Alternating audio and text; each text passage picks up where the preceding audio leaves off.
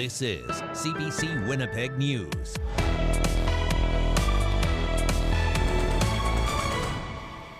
Good evening. Thank you for joining us. People in Manitoba's Palestinian community are anxiously awaiting word from relatives in Gaza.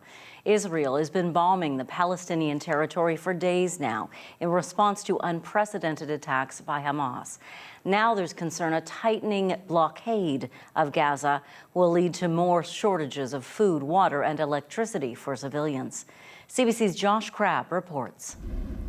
21-year-old University of Manitoba student Selina Zeid is trying to focus on her studies, but her heart is with family in the Palestinian territories. At least 1,100 people have been killed in Gaza following Israeli airstrikes launched in response to Hamas's attack Saturday on Israel. It's very concerning. It's hard, especially with school. Exams and everything are coming up, so it is just very difficult to focus on what's happening here when there's something like death, great death happening there. While she has relatives who live in Gaza, Zeid says her aunt and cousin from Winnipeg are in the West Bank, where she says they're safer than Palestinians in Gaza. Zeid says it's been difficult to reach them and is hoping they can get back to Canada safely. We are trying to, figure out how we can get them back, get in touch with them any way that we can. We're constantly sending messages to them, just seeing if we can get a hold of them and what's, the update on the status or anything like that. Global Affairs Canada says there are nearly 500 Canadians registered in the Palestinian territories, but didn't have a breakdown of how many are in the Gaza Strip. The federal government says it's working on a plan to get Canadians who can't make it to Tel Aviv out of Gaza and the West Bank, possibly through Jordan. I've been in contact with the Minister of Foreign Affairs of Jordan, and once Canadians would be in Jordan, then they would have access to commercial flights. 19-year-old U of M student Abdallah Elfar has dozens of relatives who live in Gaza. He says his family here has made numerous attempts to try and contact them. It is tragic and severe, and in terms of my family members, very unfortunately and sadly, we haven't even been able to hear back from them. Elfar says he's concerned for their well-being as Israel has vowed to cut off supplies to Gaza, including water, electricity, and food. We hold deeply onto our faith, and I know that if they're still alive, they're going to be as resilient as possible. And he's holding out hope he'll hear from someone soon. Josh Crabb, CBC News, Winnipeg. More than 2,000 people filled the parking lot in front of Grey Academy here in Winnipeg last night as part of a rally in support of Israel. As CBC's Cameron McLean reports, it gave Winnipeg's Jewish community a chance to stand with those directly impacted by the conflict. A dozen students from Danziger High School in Israel sang and danced amid the crowd on a chilly Winnipeg evening. Their principal, Ofer Zafrani, says they arrived as part of an exchange last Wednesday. They didn't know hundreds would soon perish amid fighting with Hamas. Most of them have brothers and sisters in the army. Some of them have friends that have injured. I have two graduates that now captured by the Hamas, and we don't know what is going on with them. But the uncertainty didn't stop his students singing to him on what also happened to be his birthday. The event drew politicians from all levels of government who declared their solidarity with Israel. As a symbol of that solidarity and support, tonight the Esplanade Real and the Winnipeg sign is lit in blue and white.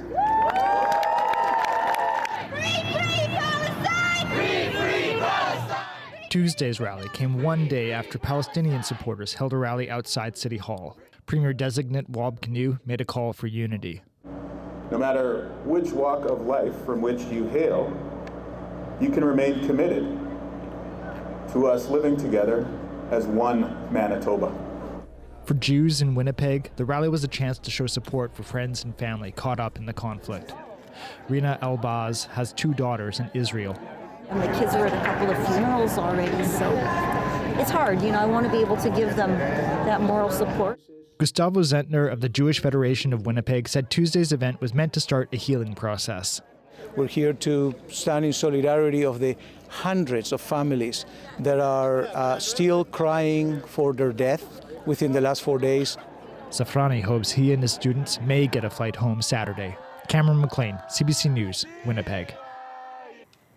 And we will have more on the crisis later in the program from our journalists on the ground. Despite a significant election defeat, the Progressive Conservative Caucus in Manitoba is presenting a united front. It stands behind the continued leadership of Heather Stephenson until a replacement is chosen.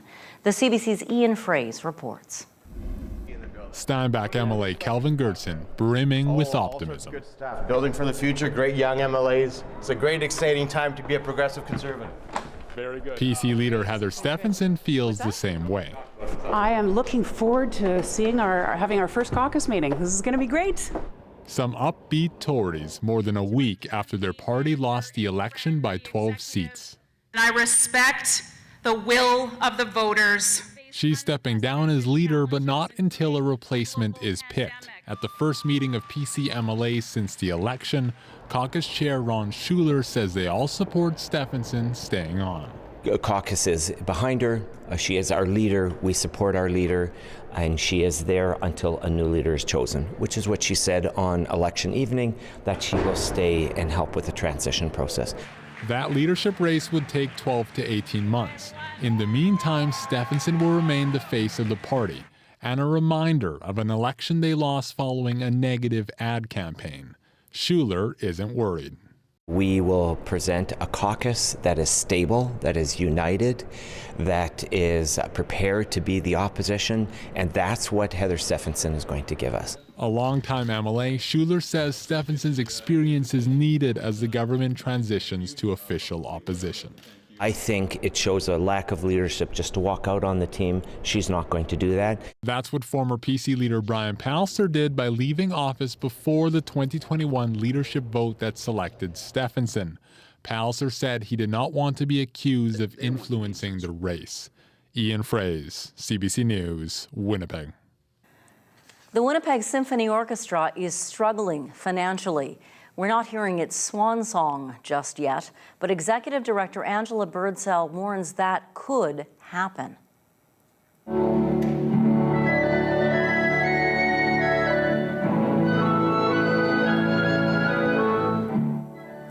The orchestra posted a $1.3 million deficit last season. The shortfall was covered by pandemic-era wage and rent subsidies from the federal government, which the orchestra had set aside. Extra government support programs have ended, even though audience numbers are still low. Attendance is only 65 to 70% of what it was pre-pandemic. Birdsell says the orchestra is lobbying all levels of government for help and also asking the private sector and the general public to step up. Birdsell says she understands many performing arts organizations in the prairies are in a similar situation. We are learning more about what may have caused the collapse of a walkway at Winnipeg's Fort Gibraltar earlier this year. A section of that walkway fell during a school field trip. CBC's Caitlin Gowrick has the latest. These walls will soon be torn down, months after the walkway inside collapsed. Officials haven't said much about exactly what caused that incident, but we're now learning more thanks to documents obtained by Radio-Canada through a Freedom of Information request. They paint a picture of exactly what inspectors found at the site after the walkway collapsed, including possible damage from carpenter ants and a rotten support beam that gave out. The city says the last time it inspected the site was in 2006. The incident happened during a field trip of 10 and 11-year-olds from St. John's Ravenscourt School, sending 18 people, mostly kids, to hospital. The parents of one of the students filed a lawsuit in August. Both the City of Winnipeg, which owns this site, and the Festival du Voyageur, which runs it, declined to comment. Caitlin Gowrick, CBC News, Winnipeg. The City of Winnipeg is taking another step toward regulating short-term rentals like Airbnb. The Executive Policy Committee will vote on a set of new rules at its meeting next month. If passed, short-term rentals will have to pay a 5% accommodation tax. Each short-term rental unit and the online booking platforms themselves would also have to hold a valid business license. Annual fees to rent out a unit would range from $260 to more than $1,500. Platforms would pay between $1,000 and $5,000 a year, depending on their size. A Saskatchewan woman says she's trapped by bureaucratic red tape in the healthcare system. She can't get the life-saving dialysis treatment she needs close to home, even though it's available at a hospital 20 minutes from her house. The problem? That hospital is across the provincial boundary here in Manitoba. The CBC's Kendall Latimer has more. It's heartbreaking. It's emotionally draining. Maureen McBratney suffered extreme kidney failure in June. She was airlifted to the hospital in Saskatoon, where doctors and nurses saved her life. And she's been responding well to treatment since then. McBratney is ready to embrace her second chance at life with her family and friends. But she can't go home. I'm considered medically stable and ready to go home. But I can't. Because I'm a Saskatchewan resident, I cannot access the dialysis machines at the Flin Flon Hospital because it's in Manitoba. Literally 21 kilometers from my door. McBratney lives in the Saskatchewan village of Denair Beach. There's a dialysis clinic at the Flin Flon Hospital, about 20 minutes from her home. That's where she typically receives medical care. I was born there. My kids were born there. My doctor is in that hospital. My blood work, my x-rays, everything, that's where I go. McBratney needs dialysis 3 times a week, but the province of Manitoba says she can't do that in Flin Flon. So for months, she and her husband have been living 6 hours away from home in Saskatoon because day trips aren't an option. I'm really hoping that somebody in Manitoba sees and hears this and makes a change to take me home. I just need to go home. Be in my own space with my family and my grandson. Saskatchewan's health authority says provinces have a reciprocal billing agreement for treating out-of-province patients, meaning Saskatchewan would pay if Manitoba treats McBratney. But it also says each province may use its discretion when accepting the ongoing care of out-of-province patients who require hemodialysis services. Manitoba's provincial health authority says the current regulations, including professional licensing restrictions for staff, do not allow the border town residents to access ongoing dialysis care in Flin Flon. Both health authorities say conversations about access to hemodialysis in Flin Flon are ongoing. The McBratneys say they know it takes time to sort out interprovincial agreements. I'm begging them, fix this now. Give us some kind of interim to go back home until you get a solution to it. We're not here to aggravate anybody or to sue it. We just need the dialysis unit at the Flin Flon. With talks underway, the couple says they don't understand why Maureen can't receive care in Flin Flon while a solution is sorted out. Kendall Latimer, CBC News, Saskatoon.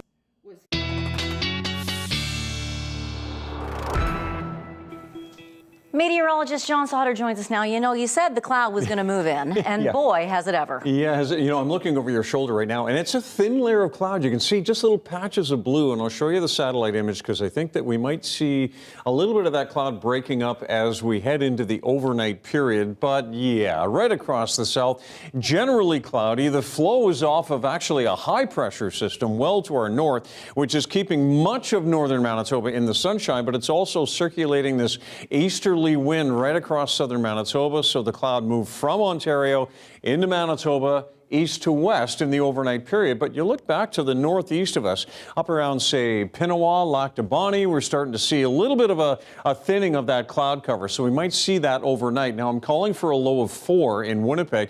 If the skies clear early enough, we could see temperatures getting closer to 0. Still might want to cover those plants in the overnight period. Right now we're at 10. We did get to 11 degrees today, and that was my forecast high.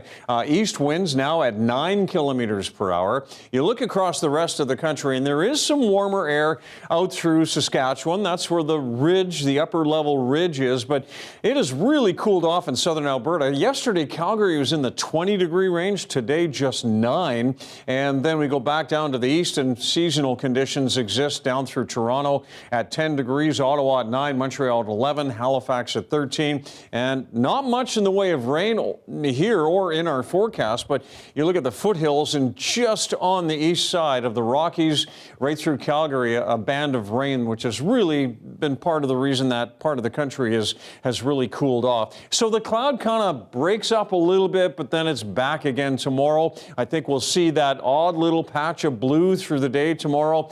Not much in the way of rain at all. The cloud is still moving up through most of northern Manitoba, but it's really a sun-cloud mix. And north of Flin Flon, sky's really clear. It'll be a sunny day tomorrow in the Churchill area. So there's a look at Thursday afternoon.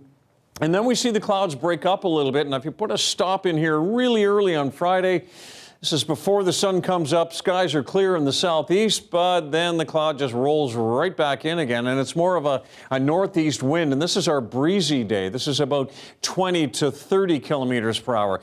Showing you the upper level flow, there's not much change here in southern Manitoba. As a matter of fact, this upper level trough digs well south in the states, right down to Alabama, Georgia, Mississippi, even northern Florida, dealing with temperatures that will be cool as we head into early next week. And look at the warmth out to the west. That's where the real warmth will be. So North America is kind of split east and west, with the warm in the west and the east getting the much, much cooler weather. 4 degrees is my call tonight, depending on that cloud cover. 5 in the morning, northeast winds 15 to 20, 20 to 25 in the afternoon, a high of 12 with some sunny breaks. And then in the long range, we just have more of the same. By Sunday afternoon, we should start to see a lot more sun, Janet, and a high of 13 degrees. Sounds very nice. Thanks, John. We'll check in with you later. You bet. Canada's nursing shortage has led to a big increase in the recruitment programs overseas, and particularly from the Philippines. Filipino nurses can make more money here in Canada, and their work is needed here. But our recruiting campaigns are straining resources there. CBC's Stephanie Dubois traveled to the Philippines to learn more.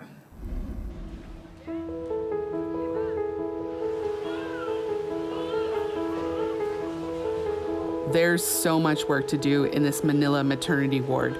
Diapers to change, moms to care for, but not enough nurses. When there are days that we're short of nurses, I think the most suffering is the patients, especially the quality of care that we provide to them.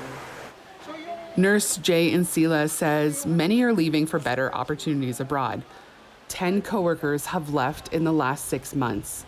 And with dozens needing care in this ward, nurses like Jay pick up the slack. It's hard, but we get used to it. But he is fearful for the future. What will happen to the Filipino people? Who will take care of them? Several Canadian provinces have been to the Philippines to recruit nurses in the last year. Manitoba among them, seen here making their pitch. Give and take. We are taking workers from the Republic of the Philippines, but we also want to give back. So we want to give back in terms of incentives. Filipino health officials say they're short upwards of 350,000 nurses, with private hospitals hit especially hard.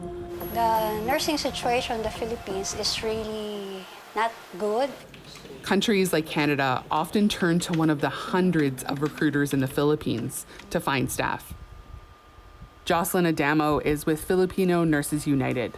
The Philippines is actually a labor exporting country, and we have been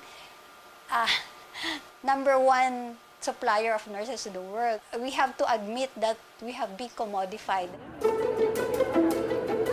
Hundreds of possible applicants stream through this job fair. In Canada, they can make over 7.5 times what they make at home. and more than a dozen countries went looking for nurses in the last year alone. Just for this month, 4 will be resigning, and they have been given the opportunity to go abroad. Dr. Urbe Bugay is in charge of a hospital in Bulacan, just outside of Manila. And he says recruitment has become so intense that countries are now hiring new graduates, a pool of nurses that local hospitals typically rely on to staff their wards. Those recruitment strategy is working for them, for those countries, but not working for us. Many in the Philippines say nurses need to be paid more, with some making less than $350 Canadian a month. And they need better working conditions. Hashtag safe nurse to patient ratio. And we believe that it would not reach the very critical situation if we take care of our nurses here. Until those changes are realized, countries like Canada will remain an outlet for Filipino nurses, creating a solution for one country and a growing concern for the other. Stephanie Dubois, CBC News, Manila. No relief for Gaza. Israeli missiles pound the territory for the 5th straight day, laying the groundwork for a possible land assault. The latest from the Middle East after the break.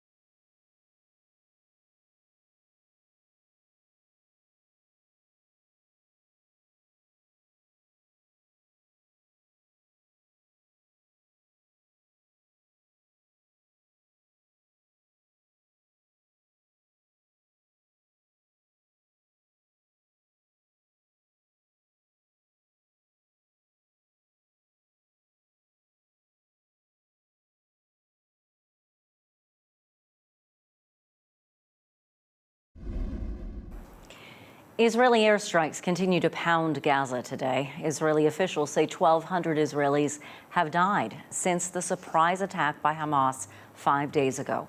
They say thousands are injured and that Hamas is holding more than 150 hostages.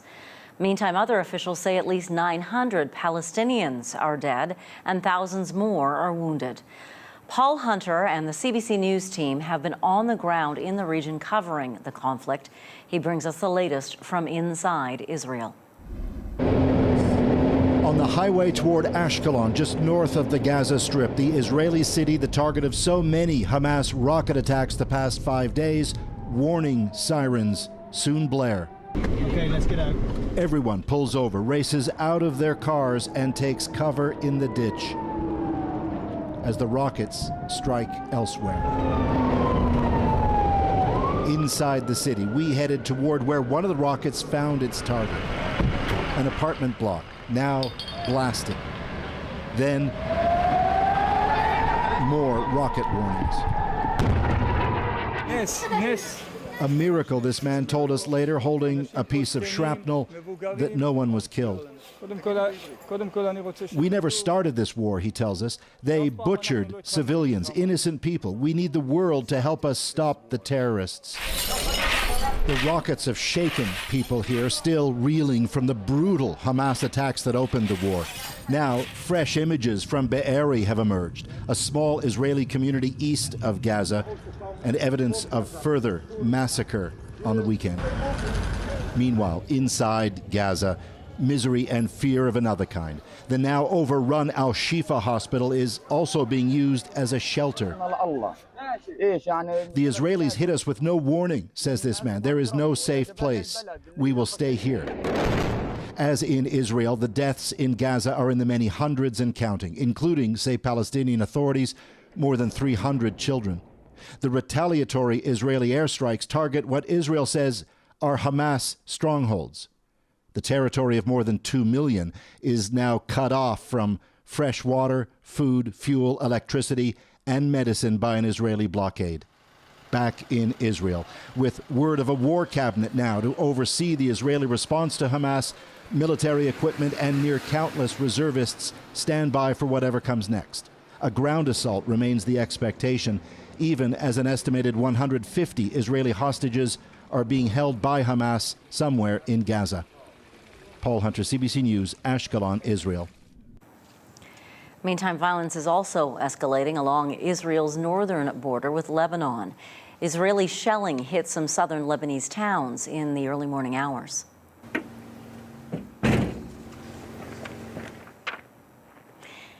Israel says it shelled military targets in retaliation for attacks by Hezbollah in the north. Officials say 3 people were injured on the ground in Lebanon. Some houses and a mosque were damaged. Hezbollah says it fired precision-guided missiles at Israeli positions in response to the killing of some of its members earlier in the week.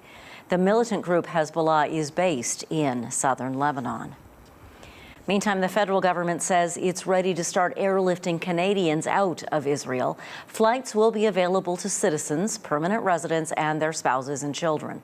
2 military planes are on their way. CBC's Kate McKenna has details. Many of you want to return to your family, to home, and want to do so safely, and we will help you. Canada will take the unusual step of airlifting Canadians from Israel, even though some commercial flights are still taking off.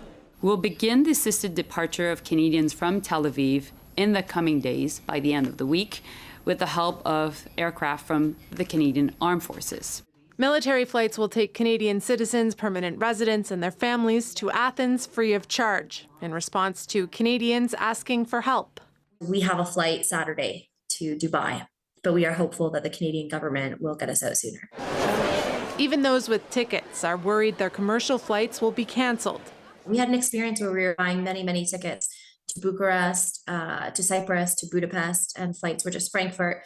They were ghost tickets, so sold by third-party airlines. And so we had probably booked about 50 flights accumulatively between all of us.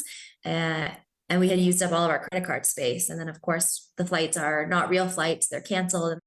But those flights are inaccessible to those trapped in Gaza. Right now, there's no way we can leave Gaza. We are just waiting, to be honest, to be heard, to be seen, as Canadians and for sure as Palestinians as well. The Foreign Affairs Minister acknowledges getting people out of Gaza would require a humanitarian corridor.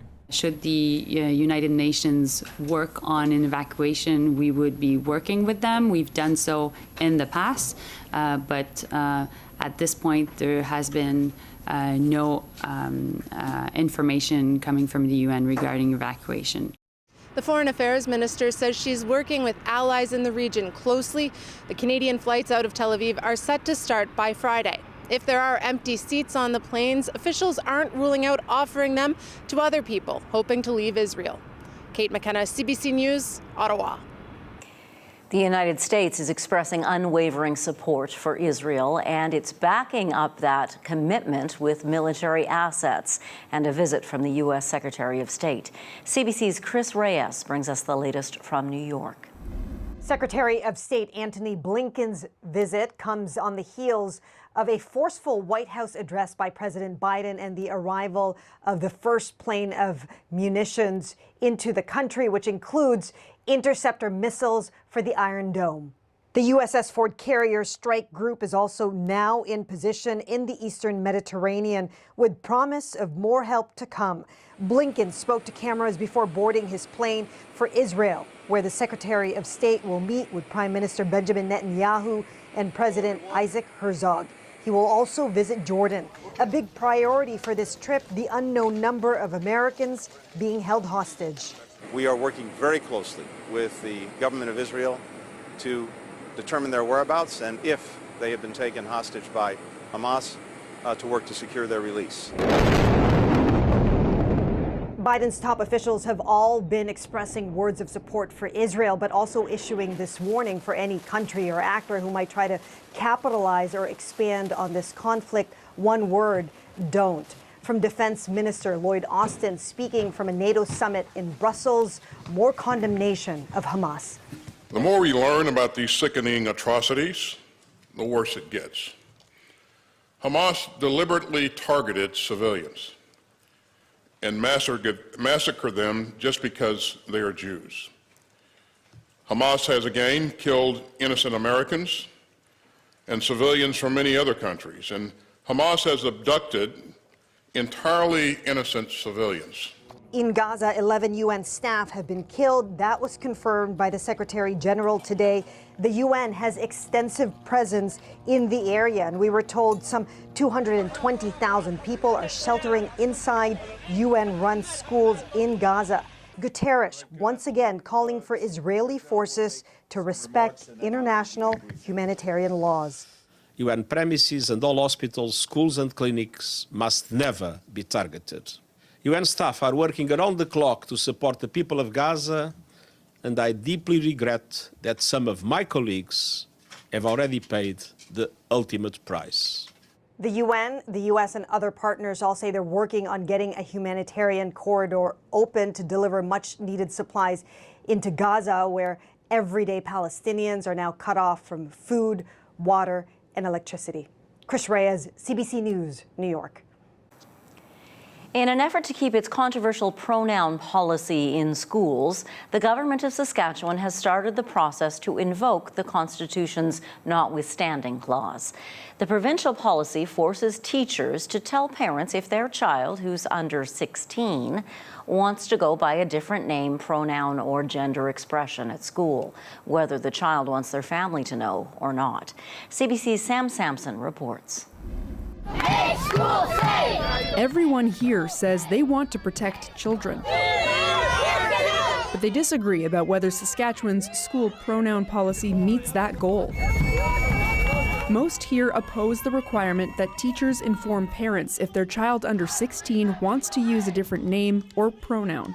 By recalling the Legislative Assembly early this week, Premier Scott Moe takes the first step to invoking the notwithstanding clause. That is part of the charter, and it was put in place so that elected members in the future would be able to determine which of those rights ultimately would be in place moving forward. I'm not talking about children's rights. What we're talking about when a school division or a school will actually recognize a decision that the child has made. Human rights groups say the policy is unconstitutional and will harm trans students. The policy itself is being challenged in court. If the notwithstanding clause is used, it will make any court decision moot, keeping the policy in classrooms. And if he's willing to trample on the rights, the Charter of Rights of 16-year-olds who can't vote, what's coming next? But the government has supporters as well. We're parents. We have the right to know what's going on with our children. So Scott Moe is making the right decision right now and invoking this. He's had no choice. The notwithstanding clause allows governments to override certain charter rights. In recent years, it's been used by provinces like never before. The notwithstanding clause is in effect for a period of 5 years, at which time the legislature then makes a decision whether to re-invoke. If we're starting to have more use of the clause, we're going to see governments confront that issue. The next step is for the bill and the notwithstanding clause to receive a first reading. That's expected tomorrow. From there, the government moves into a marathon debate, meaning it could be days before Saskatchewan parents, teachers, and students get answers. Sam Sampson, CBC News, Regina.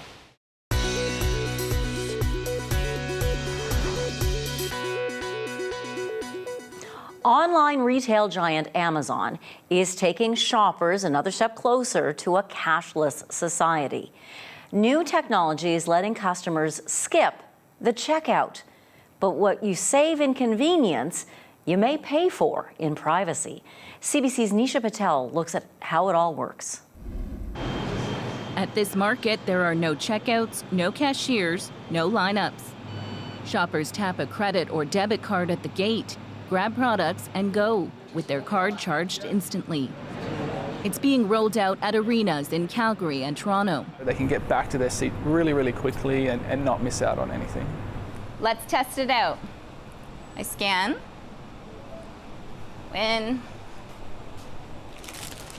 I want some M&Ms. And that was 10 seconds. It's all using technology from Amazon. Cameras and sensors are everywhere. The system uses computers and artificial intelligence to process the data and track what customers buy. So there's no facial recognition. Definitely no facial recognition in a just walkout store. We don't use any sort of biometrics. Amazon says the system does collect information about purchases, then passes it off to the retailer. We say, hey, store owner, here's a cart and a credit card that just got processed at your store. And then they own that information. Other people are looking at what you're doing. But this privacy expert says the convenience could come at a cost.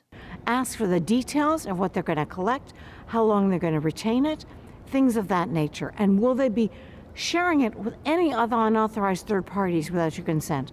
Make them say no. I checked out the store and realized I was the only one inside. There are other stores going cashierless, like Aisle 24, which has locations across the country. It's really going very fast, and we see a huge amount of invested money in that sector. Consumers seem to be catching on. I would love to use it. If it would save me time, I can get back to the game. It sounds really convenient and effective. And it seems to be the way we're going, yeah? We are tracked by using Google, by using Instagram and other social networks, so we already lost our privacy. So grab and go could grow in the months ahead. Nisha Patel, CBC News, Calgary. Coming up, the NHL is banning the use of Rainbow Pride tape and other themed tape on the ice. The change is part of an updated uniform policy which bans themed jerseys for warm-ups. We'll have more on the story and what it could mean after the break.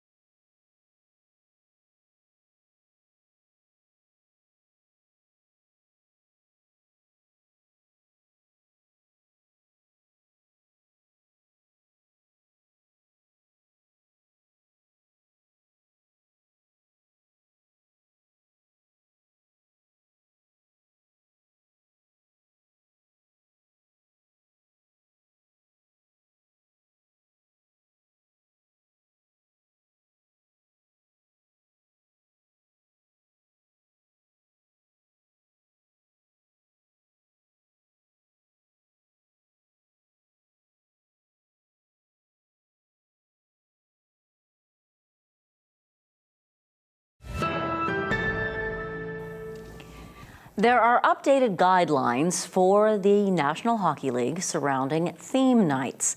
Players are now banned from using pride tape and other themed tapes on their hockey sticks. Cameron McIntosh explains what's behind this change and why some say it's a step backwards. A symbol of inclusivity now benched, it appears, for good. Rainbow-colored stick tape, pride tape. Very disappointing to hear this news coming from the NHL. Chris Wells is co-founder of Pride Tape. Invented, he says, to promote inclusion. It was used on occasion on all 32 NHL teams. It's never been forced. It's just been available for players to signal their support without having to say any words. Pride Tape was first used by the Edmonton Oilers and counts the game's biggest name among its advocates. Is it something that I'd like to see put back into place one day? Certainly. It stems from an announcement last June. The NHL decided to discontinue the use of themed warm-up jerseys after a handful of players refused to wear pride jerseys, some citing religious and cultural objections. That's just become more of a distraction from really the essence of what the purpose of these nights are. It's not just pride tape. Other on-ice displays like pink tape or pink hockey sticks for cancer initiatives or camouflage tape in support of military nights also won't continue. There's been a lot of collateral damage in this discussion. David Palumbo is with You Can Play, dedicated to LGBTQ plus inclusion in sport. Unfortunately, I can't sit here and tell you that, a lot of this is because someone has expressed concern over using camo tape to express support for military families or refuses to wear a Hockey Fights Cancer jersey. Many teams will still go ahead with their Pride nights. Winnipeg's game will go next month. The commitment, from an organization standpoint is we'll do everything we possibly can. The NHL didn't respond to a request for comment, but has said many times in the past that it supports diversity and inclusion. Its players just won't be showing it on the ice. Cameron McIntosh, CBC News, Winnipeg.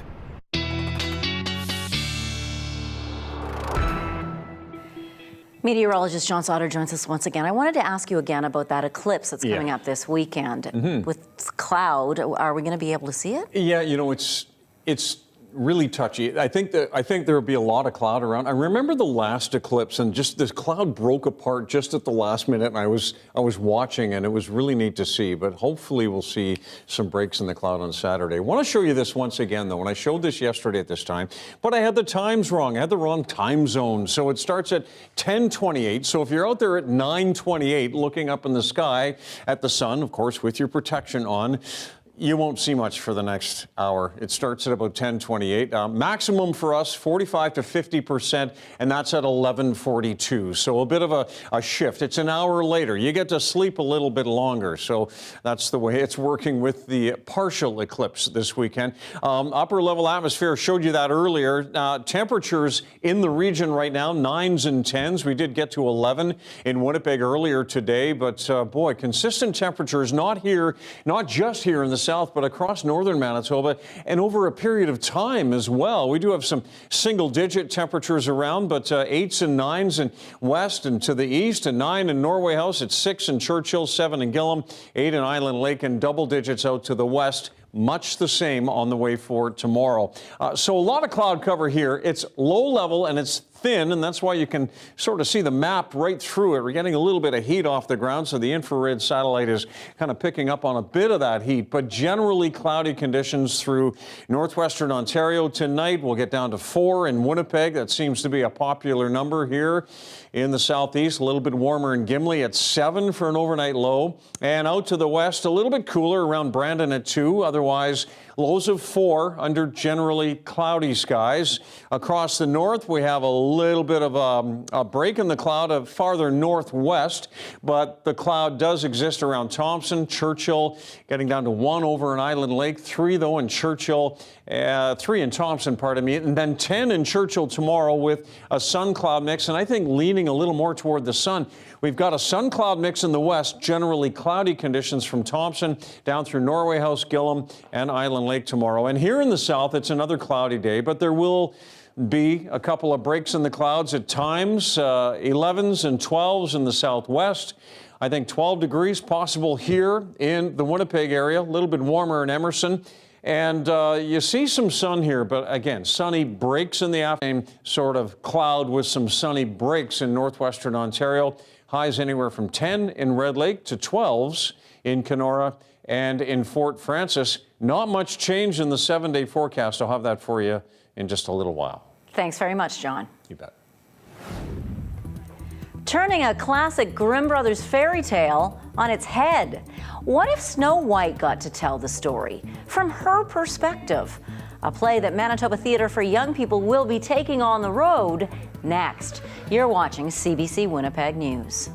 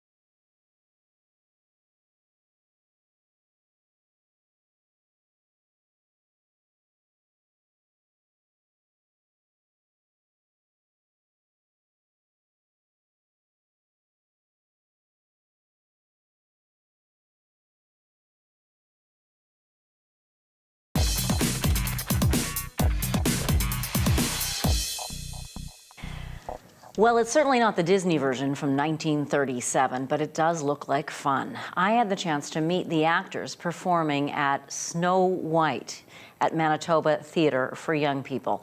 Over the winter, the company will take their play, Snow White, on tour to 80 schools around this province. But first, it opens tomorrow morning and runs for 10 performances here in Winnipeg. Here's a taste of what it will be like. Mirror on the wall, who in this land is the fairest of all? You, my queen, have a beauty quite rare, but Snow White is 1,000 times more fair. With children's theater, I feel like you're blowing minds on a daily basis. Like an adult who goes to a great play will be like, that was really good. Or maybe they'll be like, mind blown. But kids' minds are blown so, more easily and more freshly, Yeah, the imagination, the fact that it can expand to so many different levels is what's so exciting about it. And you've actually performed here at MTYP before, earlier in your career. Yes, I have. My first professional show was here, yeah. So what's it like being back home, in a way? That's exactly it. It's home. I've said it so many times. I'm like, it's like coming home. And the staff and the stage and everything is just so welcoming. So, yeah, it's great to be here. Fantastic energy watching you guys rehearse. How will that energy change when these seats are filled with young faces? Oh, my gosh. Oh, yeah. We get a lot of energy from the audiences. Yeah. It's going to be like on another level. I'm excited to see it. Yeah. If a parent or grandparent's scared that, no, I can't bring them because they're very, hyperactive or they're 6 and they're going to say something out inappropriately, what would you say to grandma or parent? Come on down. Yeah, I wouldn't worry about it at all. It's we welcome audience participation, audience enthusiasm. You have to be, I guess, prepared for that as an actor. It's a different vibe than performing for grown-ups. It is, and the show actually welcomes it. Like, we want the audience to engage during the show. It just it adds that little bit of extra oomph to it, First off, snapdragons. Second, goldenrod. Then each of us will sometimes play the same character, so we have to learn from each other how each of us is playing. A that certain character, role. yeah. And this take on Snow White is from her perspective, so it has to feel a bit empowering. Definitely, yeah. I like that it just opens up the world to not just one story, but everyone's story, whether it's his story, their story, my story. It's just getting rid of the societal norms of it being one way. It can be any way you want. Hey, that sounds like a lesson for kids too, right? On perspective. Perspective. Definitely. Thank you both very much for your time. Thank Pleasure. you. Thank you. Still ahead, meteorologist John Sutter with your 7-day forecast, and then your daily lift. Might just get you decorating. You're watching CBC.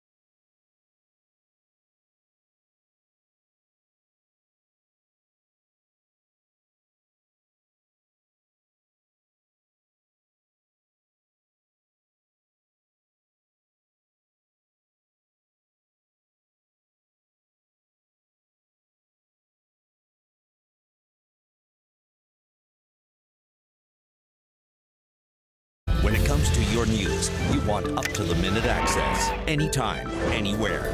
Get the facts straight from the source. Download the free CBC News app or visit cbcnews.ca for news you can trust.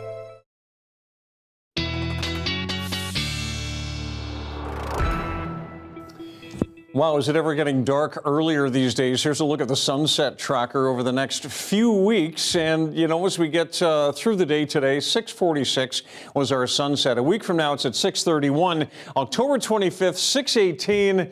And now I'm going to jump ahead after the time change, which isn't all that far away, 4:59 on November 5th. All right, consistent temperatures, lots of cloud around. It's cloudy and 11 on Saturday. Some sun shows up on Sunday afternoon, and all the way to 14 for Tuesday. You know, there are a lot of people who like to decorate for Halloween. Then there's this guy. This guy. You've seen a lot of great houses, but I don't know if you've met a Tim Perry. Here's your Daily Lift.